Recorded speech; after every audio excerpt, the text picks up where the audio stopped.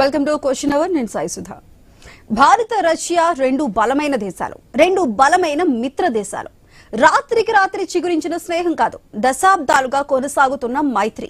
ప్రపంచం అనేక ఆటుపోట్లను ఎదుర్కొన్న భారత రష్యా సంబంధాలపై ఎలాంటి ప్రభావం చూపించలేదు, మరింత దృఢమయ్యాయి. ప్రపంచ సవాళ్లను ఎదుర్కొని నిలిచిన స్నేహం ఏదైనా ఉంది అంటే అది భారత్ రష్యాలే.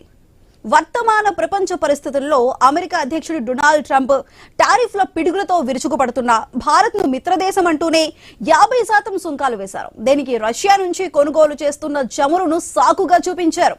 మరెన్నో దేశాలు రష్యా నుంచి చమురు కొనుగోలు చేస్తున్న ఆయా దేశాల జోలికి వెళ్లలేదు. కానీ అమెరికా చర్యలపై ఎలాంటి ఆందోళన కనబరచలేదు రష్యా, భారత్. అసలు ఆంక్షల ప్రభావమే లేనట్టుగా నేతల ప్రకటనలు ఉన్నాయి. ప్రతికూల పరిస్థితుల్లో దోస్తీ బలోపేతమైంది.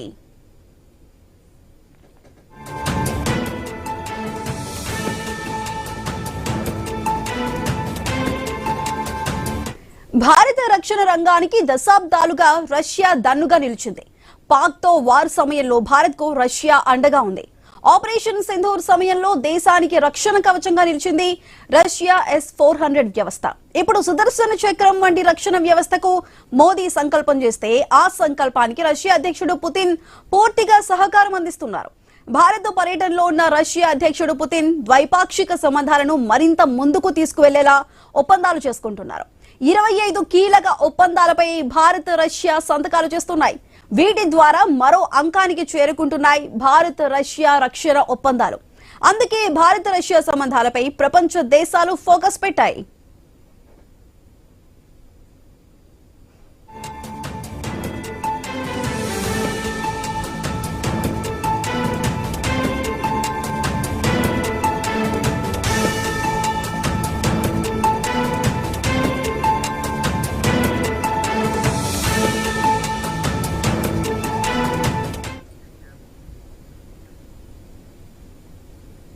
రష్యా అధ్యక్షుడు పుతిన్ ఇక్కడ ఢిల్లీలో పర్యటనలో ఉన్నారు. శిఖరాగ్ర సమావేశంలో పాల్గొనబోతున్నారు.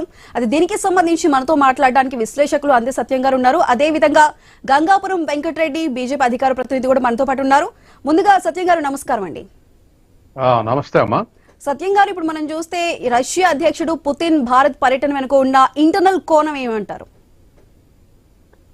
ఇప్పుడు జరగబోయేటువంటి 25 ఒప్పందాలు కూడా ఆ 3 రంగాలకు సంబంధించినటువంటి వాణిజ్య ఒప్పందాలు, రక్షణ ఒప్పందాలు, ఇంధన ఒప్పందాలు.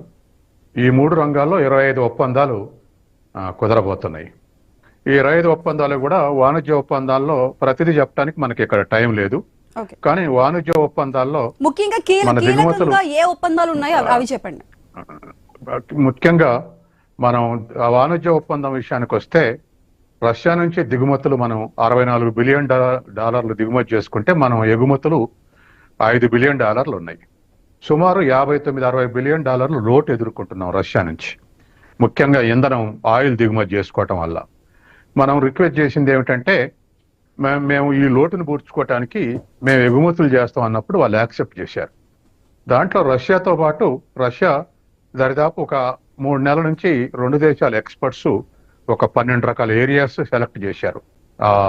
ఏది వస్తువులు, సరుకులు. అట్లాగే రష్యాతో పాటు ఇవాళ మన దేశానికి EU యురేషియా ఎకనామిక్ యూనియన్ అంటే మాజీ రష్యన్ రిపబ్లిక్స్ ఇప్పుడు దేశాలుగా ఉన్నటువంటి ఆర్మేనియా, బెలారస్, కజకిస్తాన్, కర్గిస్తాన్ ఇవి కూడా ఇప్పుడు పుతిన్తో పాటు వచ్చినాయి. ఆ 5 దేశాలు రష్యాతో సహా ఏమేమి మనం ఎగుమతులు చేయగలమో వాటన్నిటిలో కూడా ఇవాళ చర్చలు జరుగుతున్నాయి. కొన్ని ఒప్పందాలు జరుగుతాయి, కొన్ని ఫ్రూట్ఫుల్ డిస్కషన్స్ జరిగేటువంటి అవకాశం ఉంది. వాణిజ్యానికి సంబంధించి ఇది. మరొక విషయం జరిగితే సొంత కరెన్సీలో మనం ట్రేడ్ చేసుకుందాం అనేది కూడా ఎజెండాలు ఉంది. కాబట్టి రూబుల్స్ తర్వాత మన రూపాయల్లో కూడా మనం ట్రేడ్ చేసుకుందాం అనేటువంటి చర్చ జరగబోతుంది.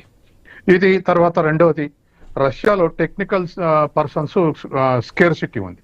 కాబట్టి అమెరికాకు, కెనడాకు పోయినట్టే మన టెక్నికల్ ఎక్స్పర్ట్స్ సోవియట్ యూనియన్ పోయి ఉద్యోగాలు చేయడానికి అవకాశం ఏ మేరకు ఉందో చర్చించేటువంటి అవకాశం ఉంది. ఇది వాణిజ్య రంగంలో జరిగేటువంటి విషయాలు.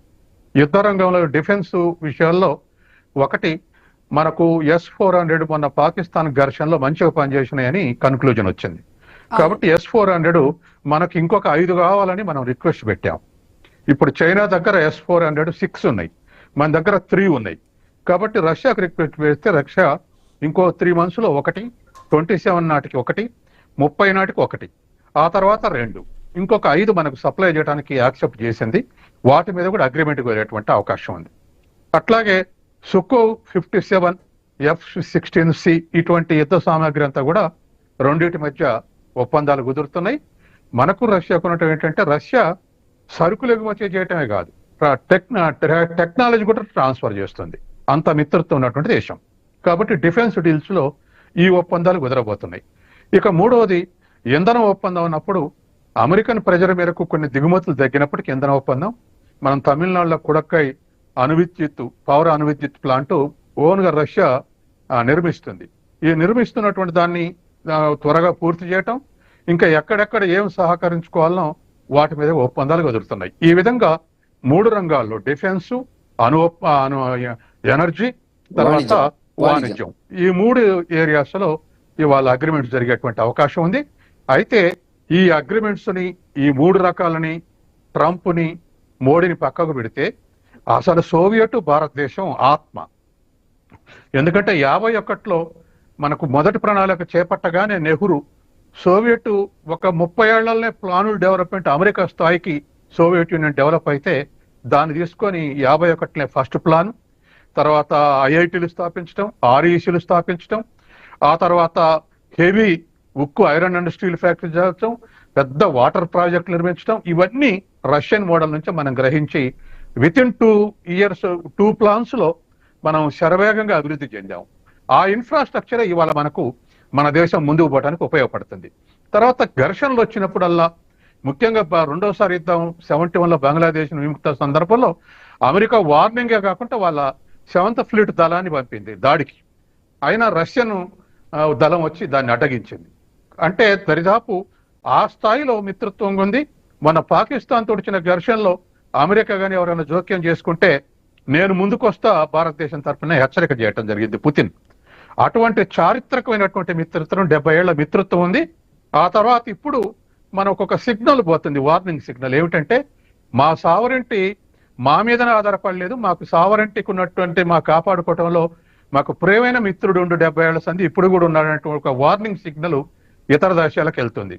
రష్యా ఆర్థికంగా కొంత బలహీనంగా ఉన్నప్పటికీ డిఫెన్స్ టెక్నాలజీలో డి అనే అమెరికా స్థాయిలో ఉంది. కాబట్టి ఇప్పుడు ఉన్నటువంటి పరిస్థితుల్లో పుతిన్ రావటం అనేటువంటిది మనకు అనేక రకాలుగా మేలు చేస్తుంది. ప్రపంచ రాజకీయాల్లో మన సావరెంటీ యొక్క గొప్పతనాన్ని ప్రకటించుకోవటానికి కూడా ఇది ఒక ఇండికేటర్గా ఉపయోగపడుతుంది. ఓకే అండి, ఈ విశ్లేషణని మరిన్ని అంశాలతో కంటిన్యూ చేసే ముందు షార్ట్ బ్రేక్ తీసుకుందాం.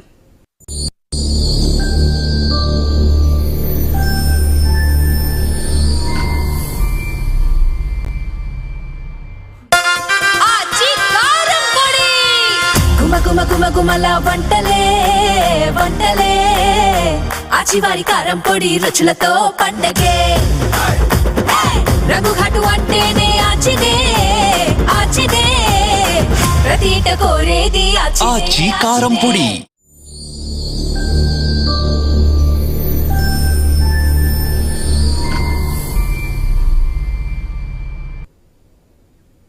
రష్యా అధ్యక్షుడు పుతిన్ భారత్ లో పర్యటిస్తున్నారు. శిఖరాగ్ర సమావేశంలో పలు కీలక అంశాలకు సంబంధించి రష్యాకి భారత్ కి మధ్య ఒప్పందాలు అయితే కంటిన్యూ కాబోతున్నాయి. అది దీని మీద మనతో మాట్లాడడానికి వెంకటరెడ్డి గారు కూడా అందుబాటులో ఉన్నారు. వెంకటరెడ్డి గారు నమస్కారం అండి. నమస్తే మేడం. నమస్తే వెంకటరెడ్డి గారు, ఇప్పుడు జరగబోతున్న ఈ 25 కీలక అంశాలు ముఖ్యంగా చమురు దిగుమతులకి సంబంధించి కూడా ఉంది. దాని మీద ఇంకా సబ్సిడీ కోరే అవకాశం కూడా ఉన్నట్లుగా తెలుస్తుంది. ఒకవేళ కనుక చమురుకి సంబంధించి మనకి కొంచెం ఇంకా సబ్సిడీ వచ్చినట్లయితే పెట్రోల్ డీజిల్ కి సంబంధించి ఏ విధంగా ఉండబోతుంది, అసలు మొత్తం జరగబోతున్న ఈ 25 అంశాలకి సంబంధించి మీరేం చెప్తారు? ఇప్పుడు లైవ్ లో ఉన్నటువంటి మిత్రులు డాక్టర్ సత్యం గారికి, మీకు అందరికి కూడా నమస్తే మేడం. చాలా కాలంగా, సంవత్సరాలుగా సత్యం గారు చైనా, రష్యా మీద పరిశోధనలు చేస్తుంటారు, చూస్తుంటారు. నాకు దగ్గర సమీప మిత్రులు అనేక విషయాలు వారు ప్రస్తావించడం జరిగినట్లేదు. చైనా, రష్యా యొక్క రాజకీయాలు కానివ్వండి, ఆర్థిక విధానాలు కానివ్వండి, ప్రపంచంలో ఇతర దేశాలతో ఉండేటువంటి సంబంధాల గురించి డాక్టర్ సత్యం గారికి ఉండేటువంటి ఆలోచనలు చాలా గొప్పవి. చాలా విషయాలు చెప్పడం జరిగినటువంటిది. రాజకీయంగా కొంత ఆలోచన జరిగినప్పుడు ఇవాళ 1900 ఆయన చెప్పినట్టుగా 51లో నెహ్రూ గారు రాజకీయాలకు అతీతంగా మాట్లాడాల్సి వచ్చినప్పుడు నెహ్రూ గారు ప్రణాళిక అంటే 5-year ప్లాన్ అనేటువంటిది రష్యా యొక్క ప్రభావంతోనే భారతదేశంలో ప్రవేశపెట్టినటువంటి సందర్భం మనకున్నది. మేము చూసినంత వరకు కూడా, కొంత లెఫ్ట్ ఐడియాలజీలో మేము పరిశీలించినంత వరకు కూడా, రష్యా ఎప్పుడు కూడా భారతదేశానికి అతి ఆత్మకు సంబంధించినటువంటి మిత్రుడే తప్ప ఏ రకం కూడా ప్రపంచంలో వచ్చినటువంటి బెదిరింపులు కానీ, అమెరికాకు సంబంధించినటువంటి బెదిరింపులు ఏం వచ్చినప్పుడు కూడా మన వెనకాల నిలబడి ధైర్యంగా మనం ముందుకు తీసుకుపోయినటువంటి సందర్భం లోపల రష్యా ఉన్నది. సరే, గత కొంతకాలం కింద రష్యాలో వచ్చినటువంటి అంతర్గత సమస్యలు అవి కానివ్వండి, దాంట్లో వచ్చిన విభజన కానివ్వండి, ఇవన్నిట్లో కొంత ఉన్నప్పటికీ, కొద్ది ఇబ్బందులు వచ్చినప్పటికీ కూడా ఇవాళ ప్రపంచవ్యాప్తంగా భారతదేశం మోదీ గారి నాయకత్వం లోపల అనేక నిర్ణయాలు, చారిత్రక నిర్ణయాలు చేస్తున్నటువంటిది. ఆ సందర్భం లోపల ఒక గొప్ప నాయకుడు అంతర్జాతీయంగా మోదీ గారు అనేటువంటిది ప్రపంచవ్యాప్తంగా జరుగుతున్నటువంటి చర్చ సందర్భం లోపల సహజంగా మన మిత్ర దేశమే అమెరికాకు కొంత ఇబ్బందికరమైనటువంటి సమస్యను కనపడుతున్నటువంటిది. అందుకే అనేక రకాల టారిఫ్లు రాత్రి పొద్దున ఇష్టం వచ్చినట్టుగా, ఒక రకంగా ఆలోచన లేకుండా ట్రంప్ వేసినటువంటి వాటి యొక్క ప్రభావం మన మీద ఉన్నప్పటికీ కూడా మనం అదరలే బెదరలే. మీకు తెలుసు, పహల్గామ్ సంబంధించినటువంటి పాకిస్తాన్తో వచ్చినటువంటి ఏదైతే చిన్న ఘర్షణ యుద్ధం జరిగిందని అనుకుంటున్నాం మనం, అవన్నిటి మీ విషయంలో కూడా డబుల్ స్టాండర్డ్ మాటలు మాట్లాడడం జరిగినటువంటిది మీరు అవునన్నా కాదన్నా కూడా ట్రంప్. ఆ సందర్భం లోపల అంతర్జాతీయంగా నేనున్నా మీ పక్షాన అని చెప్పగలిగి ధైర్యాన్ని ఇచ్చినటువంటి దేశం రష్యా. ఏ మాత్రం ఆలోచించకుండా ఇప్పుడు మనం ఒక డిఫెన్స్ ఫోర్సెస్ కి సంబంధించినది కానీ, ఇంతకుముందు సత్యం గారు చెప్పినట్టుగా S-400 కానివ్వండి, ఈ ఆయుధాలు కానివ్వండి, అన్నిటికంటే ముఖ్యంగా మేము ఇండియాలో ఒక భాగం అన్నట్టుగా మాట్లాడడం జరిగింది పుతిన్ గారు. దాని వల్ల భారతదేశం యొక్క కీర్తి ప్రతిష్టలు, మోదీ గారు చేస్తున్నటువంటి ఒక అంతర్జాతీయ సంబంధాలు, వ్యాపార సంబంధాల నుండి, రక్షణ సంబంధాల నుండి, ఒప్పందాల నుండి చాలా కీలకంగా మన దేశానికి ఉపయోగపడుతున్నాయి. అదేవిధంగా మంచి మిత్రుల్ని మరొకసారి మనం తీసుకోవడం జరిగింది మన దేశానికి రావడం. ఎందుకంటే చూసినారు నిన్న, సాధారణంగా ఇంటర్నేషనల్ డిగ్నిటరీస్ వచ్చినప్పుడు ఒక కారులో వెళ్ళడం అనేటువంటిది ఉండదు. స్వయంగా ప్రధానమంత్రి గారు వెళ్ళడం, ఆయన కారులోనే తీసుకొని రావడం అనేటువంటి దానికి రకరకాల వ్యాఖ్యానాలు మనకు వచ్చినప్పటికీ కూడా చాలా పాజిటివ్ గా భారతదేశం పట్ల పుతిన్ అదేవిధంగా మన దేశం కూడా రష్యా సంబంధాల గురించి ఆదరించేటువంటి పద్ధతుల ముందుకెళ్తున్నటువంటి ఒక సందర్భాన్ని, ఒక చారిత్రక ఘట్టం కింద మనం చెప్పవలసినటువంటి అవసరం ఉంది. కాబట్టి ఇవల్ల మన ఎదుగుదల, మీరు అవునన్నా కాదన్నా కూడా అంతర్జాతీయంగా ఆర్థికాభివృద్ధిలో కానివ్వండి, లేకపోతే వ్యూహాత్మక రాజకీయాలు ఎట్లా ఉన్నాయనేట్లు ఒకవైపున మనం అమెరికాతో సంబంధాలు కొనసాగిస్తూనే వాళ్ళు అసూయపడేటువంటి పద్ధతి లోపల రష్యాతో మనకు సంబంధాలు అనేటువంటి మనం పెంచుకోవడం అనేటువంటిది అంతర్జాతీయ రాజకీయాల్లో మామూలు విషయం కాదది. అయినప్పుడు కూడా రెండు దేశాల యొక్క సంబంధాలు ఇటు అటు కాకుండా, ఇబ్బంది కాకుండా కూడా మనం బ్యాలెన్స్ గా మనం రష్యాతోని కొంత దగ్గరగా ఉన్నప్పుడు కూడా అమెరికా పట్ల కూడా మనకు ఉండేటువంటి సంబంధాలు ఆయన ఏం చేయలేనటువంటి పరిస్థితి వచ్చింది ఇలా అమెరికా. కాబట్టి మనకు ఒక మంచి మిత్రుడు, ధైర్యాన్ని ఇచ్చేటువంటి అంతర్జాతీయ సమూహం అనేటువంటిది రష్యా ద్వారా మనకు రావడం అనేటువంటిది చాలా గొప్ప విషయం. భారత విధానం, విదేశీ విధానం అవలంబిస్తున్నటువంటి మోదీ గారు అవలంబిస్తున్నటువంటి విధానంలో దీన్ని మనం దృష్టిలో పెట్టుకోవాల్సినటువంటి అవసరం ఉంది. కాబట్టి సత్యం గారు చెప్పినట్టుగా 3 రంగాలలో ఒప్పందాలు జరుగుతాయి. అనేక రకాలుగా మనకు సహాయపడేటువంటి పద్ధతి ఉంది. మనం కూడా అదే పద్ధతి లోపల, ఎందుకంటే చాలా సందర్భాల లోపల మనం చూసినటువంటిది ఏంటంటే మన టెక్నికల్ పర్సన్స్ రష్యాకి వెళ్ళి పనిచేసేటువంటి అవకాశాలు ఉండవు. కాబట్టి ఆ డోర్స్ కూడా ఓపెన్ అయ్యేటువంటి పరిస్థితి లోపల మనకు నిరుద్యోగానికి సంబంధించినటువంటిది, రెండు దేశాల మధ్య సృద్భావ వాతావరణాలు, ఎక్స్చేంజ్ ఆఫ్ వ్యూస్, కల్చర్ చాలా సందర్భాల లోపల. ఎందుకంటే గతంలో చాలా మంది, ఇప్పుడు కమ్యూనిస్టు దేశం గతంలో అనేటువంటి దానికి ఉన్నప్పటికీ కూడా భారతదేశంతో సత్సంబంధాలు ఉన్నటువంటి పరిస్థితి అనేది మనకు కనపడుతున్నటువంటిది. కాబట్టి ఆ సంబంధాలు మనం మళ్ళీ తిరిగి పునరుద్ధరించుకునేటువంటి పరిస్థితి. ఎందుకంటే చాలా మంది మిత్రులు ఏమనుకుంటారంటే Bharatiya Janata party communist ideology అవి ఇవి అనేటువంటిది ఏం కాదు, కానీ ఆ కోణం లోపల ప్రపంచవ్యాప్తంగా వస్తున్నటువంటి మార్పులకు అనుగుణంగా మన ఆర్థిక విధానాలు, పారిశ్రామిక విధానాలు, ద్వైపాక్షిక సంబంధాలు, ఇవన్నీ కూడా మార్పులు చేర్పులు చేసుకునేటువంటి పద్ధతి లోపల మోదీ గారు వెళ్తున్నటువంటి విషయాన్ని భారత ఆర్థిక వ్యవస్థను మరింత అంతర్జాతీయ ఖ్యాతికి తీసుకుపోతుంది అనేటువంటిదే మేము భావిస్తున్నట్టు మంచి సందర్భం. సత్యం గారు, మనం చూసుకుంటే గతంలో రష్యా నుంచి చమురు దిగుమతి చేసుకుంటున్నందుకే ట్రంప్ ప్రభుత్వం 100% టారిఫ్లు విధించి తన అక్కసును వెలగక్కుంది. ఇప్పుడు ఈ పర్యటన తర్వాత ట్రంప్ ప్రభుత్వం ఎటువంటి స్టెప్ ముందుకు వెళ్లే అవకాశం ఉందంటారు? ట్రంప్ ఇంకా భారతదేశాన్ని విమర్శించడానికి ఇంకా అవకాశం ఏం లేదు. ఎందుకంటే ట్రంప్ ఆశించింది ఏంటంటే రష్యా నుంచి చైనా, ఇండియా ఆయిల్ దిగుమతులు చేసుకోవడం వల్ల దరిదాపు మనం ఒక $64 బిలియన్ ఖరీదైన ఆయిల్ మనం దిగుమతి చేసుకున్నాం. చైనా అంతకన్నా ఎక్కువే దిగుమతి చేసుకుంటుంది. వీళ్ళ వల్లనే రష్యా ఆర్థిక వ్యవస్థ నిలబడుతుంది, అందువలన యుద్ధం చేయగలుగుతుంది. కాబట్టి ఆయిల్ దిగుమతులు కొనొద్దని చెప్పేసి మన మీద టారిఫ్లు పెంచాడు. ఇది గమనించినటువంటి మనం నెమ్మదిగా స్టిల్ మనం ఇంకా 1.6 బిలియన్ బ్యారెల్స్ మనం దిగుమతి చేసుకుంటున్నాం. అయినా సరే మనం తగ్గించుకుంటూ వస్తున్నాం. అట్లాగే అమెరికా నుంచి పెంచుకుంటూ కూడా వస్తున్నాం. ఇంకా ట్రంప్కు కోపం వచ్చేటువంటి అంశం ఏం లేదు. ఎందుకంటే డిఫెన్స్ డీల్స్ గత 70 ఏళ్లుగా రష్యాతోటే ఉన్నాయి. ఒకప్పుడు అయితే సోవియట్ యూనియన్ ఉన్నప్పుడు మనం దిగుమతి చేసుకున్నటువంటి డిఫెన్స్ ఎక్విప్మెంట్ 76% రష్యాదైతే మిగతా 24% ప్రపంచం మొత్తం నుంచి దిగుమతి చేసుకునేది. కానీ టెక్నాలజీ మారుతుంటే, జనరేషన్స్ మారుతుంటే ఇప్పుడు రష్యా మొత్తం మనం దిగుమతుల వాటా రష్యా నుంచి వచ్చేది 36% మాత్రమే. ఒకప్పుడు 76% ఉండేది, ఇప్పుడు 36% తగ్గింది. అట్లాగే ఫ్రాన్స్ నుంచి 30% దిగుమతి చేసుకుంటున్నాం. అమర్య రఫేల్ కానీ మిగతా అన్ని కూడా ఫ్రాన్స్ నుంచి దిగుమతి చేసుకుంటున్నాం. అట్లాగే అమెరికా నుంచి 3% దిగుమతులు ఉండేది, ఇప్పుడు అమెరికా నుంచి కూడా 20% దిగుమతులు ఉండేది. దీంతో పాటు మనం డొమెస్టిక్ ప్రొడక్షన్ పెంచాం, మన దేశంలో తయారు చేయడం చేస్తున్నాం. కాబట్టి ఇప్పుడు డిఫెన్స్ డీల్స్ మీద ట్రంప్కు కోపం రావాల్సిన అవసరం లేదు. ఆయిల్ దిగుమతులు రోజు రోజు తగ్గించుకుంటూరు అని చెప్పేసి ట్రంపే ఈ himself declared one month back. కాబట్టి ఆ విషయం కూడా లేదు. కాబట్టి తీవ్రంగా విమర్శించి ఇంకా ఆలోచించేటువంటిది ఏం లేదు.